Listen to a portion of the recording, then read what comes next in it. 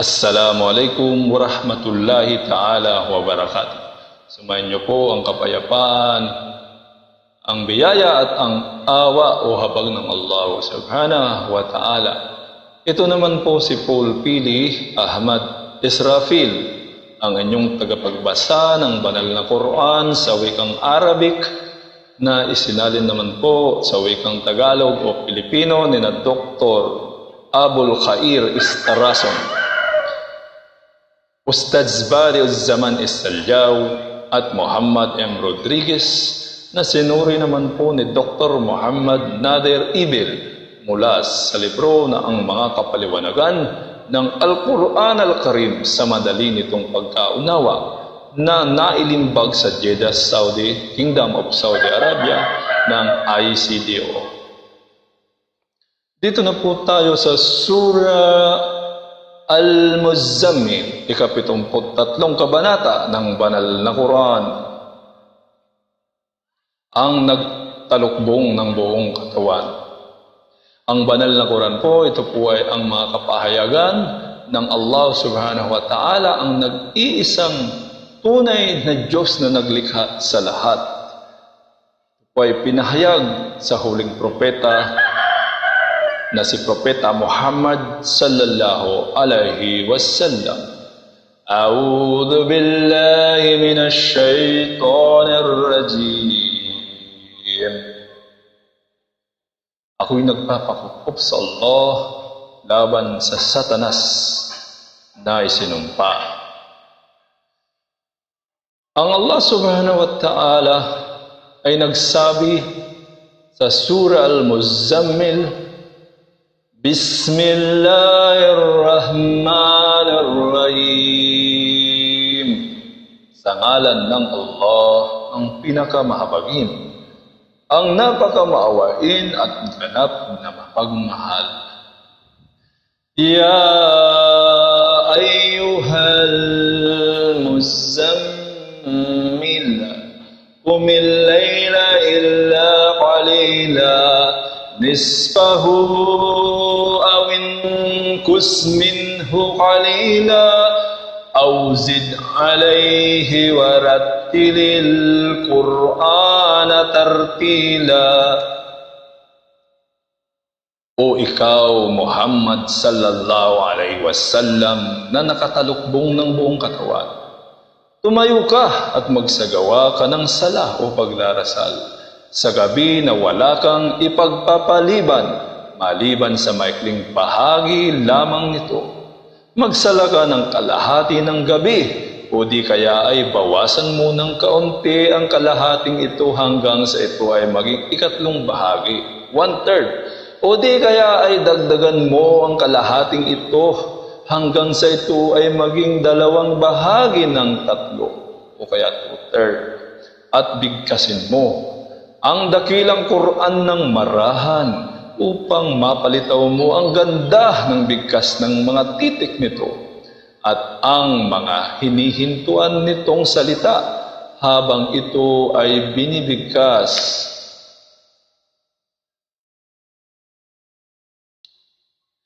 Inna sanulqi alayka qawlan thaqila.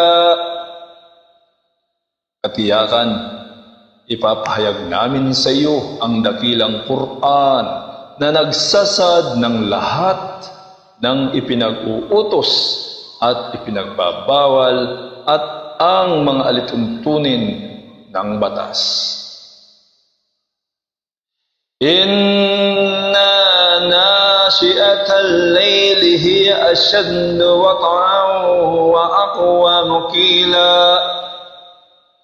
Katiyakan, ang pagsamba na isinasagawa sa kalaliman ng gabi ay mas matindi ang idinudulot nitong tibay sa puso at para sa pag-uunawa at pagmumuni-muni sa mga kahulugan at higit na kaangkop-angkop para sa pagbibigkas sa mga salita. Dahil mailalayo nito ang puso mula sa mga nakasasagabal dito na mga makamundo. Inna laka fin nahari sabahan tawila. Katiyakan, para sa iyo sa araw ay gawain upang tugunan ang iyong pangangailangan at mahabang panahon upang isagawa ang tungkulin sa iyong mensahe, at kung kaya bigyan mo ng pagkakataon ang iyong sarili sa gabi upang sambahin ang Allah subhanahu wa ta'ala na iyong Rabb o Panginoon na tagapaglikha.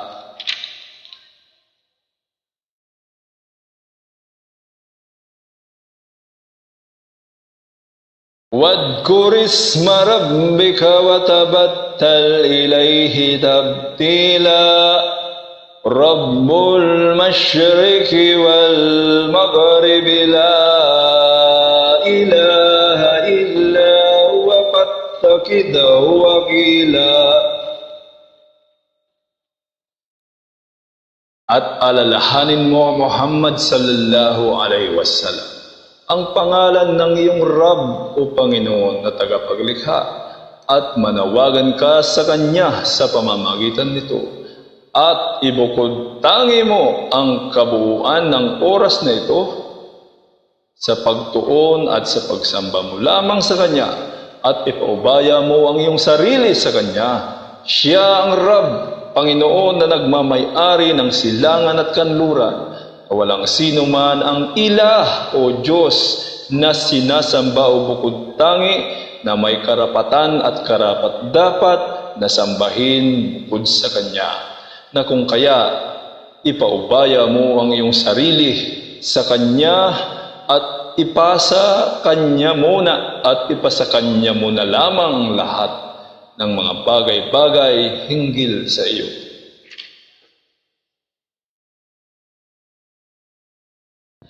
Wasbir ala ma yaquluna wahjurhum hajran jamila. At maging matiisin ka, O Muhammad sallallahu alaihi wasallam, sa anuman na sinasabi sa iyo ng mga walang pananampalataya at sinasabi hinggil sa iyong din o relihiyon, at salungatin mo sila sa kanilang mga maling gawain. Kalakip ang pagtalikod mo sa kanila sa maayos na kaparaanan, at iwasan mo na ang paghihiganti sa kanila.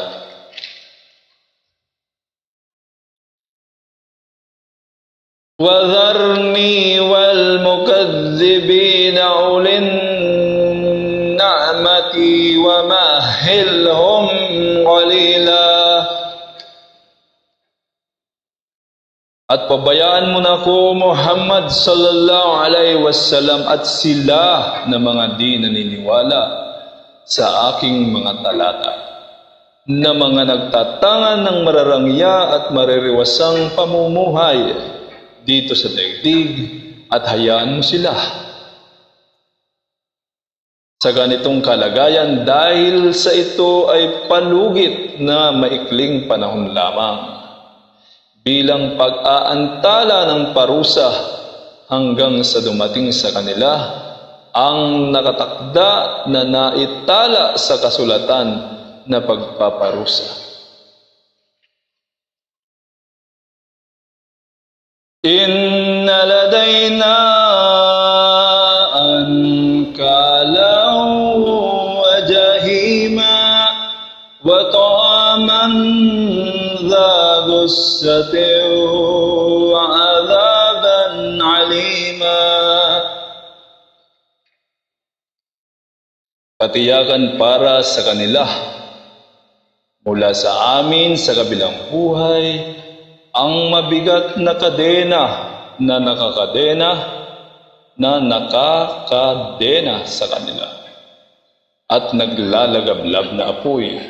Naroon sila ay susunugin, at mabahong pagkain na bumabarah sa mga lalamunan, at hindi maatim, hindi matanggap, at parusa na napakasidhi.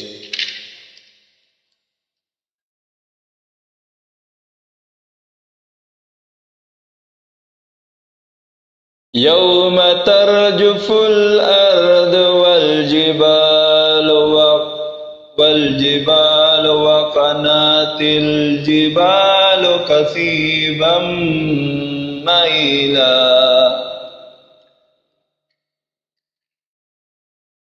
Sa araw na yayanig ang kalupaan at mga kabundukan ng napakasidhing pagkayanig, hanggang sa ang mga kabundukan ay magiging parang nakatambak lamang na ibinuhos ng mga buhangin na nakakalat, pagkatapos maging buo nito at matibay nito.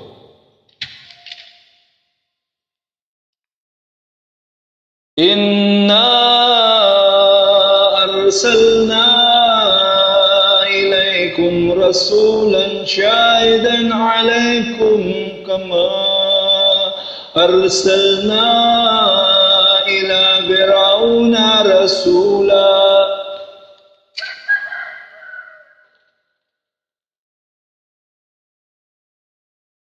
Yawma tarjuful ardu wal jibalu wa kanatil jibalu kathiban mahila. Katiyakan, ipinadala namin sa inyo, o kayong mga taga-Makkah, si Muhammad sallallahu alaihi wasallam, bilang sugo na titistigo laban sa inyo sa anuman na ginawa ninyo na di paniniwala at paglabag, na katulad din ng pagkapadala namin kay Musa o Moses alayhi salam tungo sa masamang tao na si Firaun.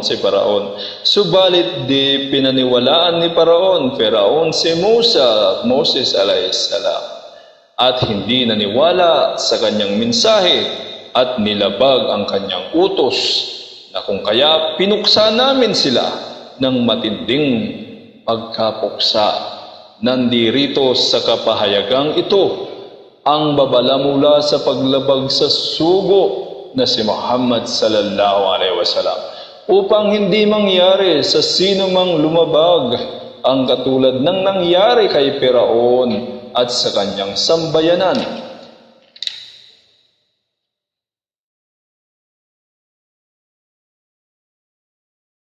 فَكَيْفَ تَتَّقُونَ إِنْ كَفَرْتُمْ يَوْمَ يَجْعَلُ الْوِلْدَانَ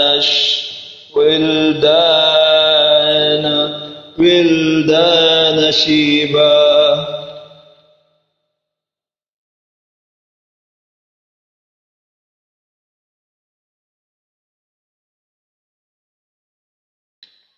Kung gayon, paano ninyo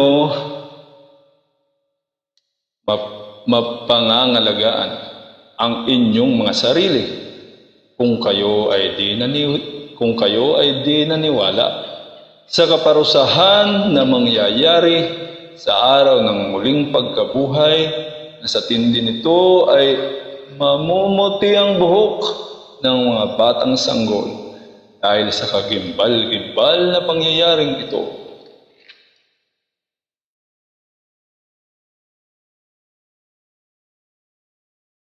As-samaa'u munfatirun bih, kana wa'du maf'ula. Ang kalangitan ay magkakabiyak-biyak sa araw na yaon. Sa tindi ng pangyayari, ang pangako ng Allah subhanahu wa ta'ala hinggil sa pagdating ng araw na ito ay katiyakang magaganap na walang pag-aalinlangan.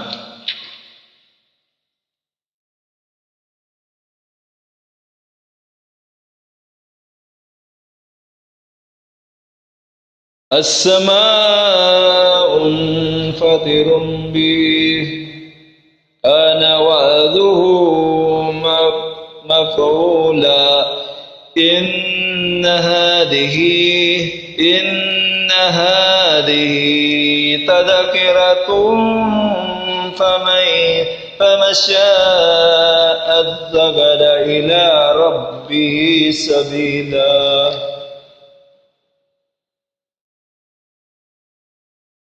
Ang kalangitan ay magkakabiyak-biyak sa araw na iyon.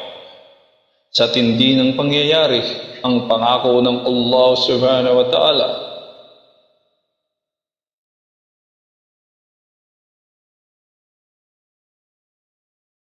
Ang kalangitan ay magkakabiyak-biyak sa araw na iyon. Sa tindi ng pangyayari, ang pangako ng Allah subhanahu wa ta'ala. Hinggil sa pagdating ng araw na ito ay katiyakang magaganap na walang pag-aalinlangan. Katiyakan ang mga talatang ito na nakakikilabot, na naglalaman ng mga babala at mga panakot ay bilang payo at aral sa sangkatauhan, na kung kaya sino man ang nagnanais na matuto at makinabang sa mga aral na ito, ay hayaan niyang piliin ang pagsunod at pagkatakot sa Allah subhanahu wa ta'ala, na ito ang kanyang tatahakin na daan na sa makatuwid magdadala sa kanya tungo sa pagmamahal ng Allah subhanahu wa ta'ala, na kanyang Rabb o Panginoon, na tagapaglikha, na siyang lumikha at nagkalinga sa kanya. Dito po natatapos ang kabanata Surah Al-Muzammil, ika-73 ng banal na Quran, ang nagtalukbong ng buong katawan. Ito po si Pulpili Ahmad Israfil nagsasabing, Assalamualaikum warahmatullahi ta'ala wa barakatuh. Mapasa inyo po ang kapayapaan, ang biyaya at ang habag o awa ng Allah.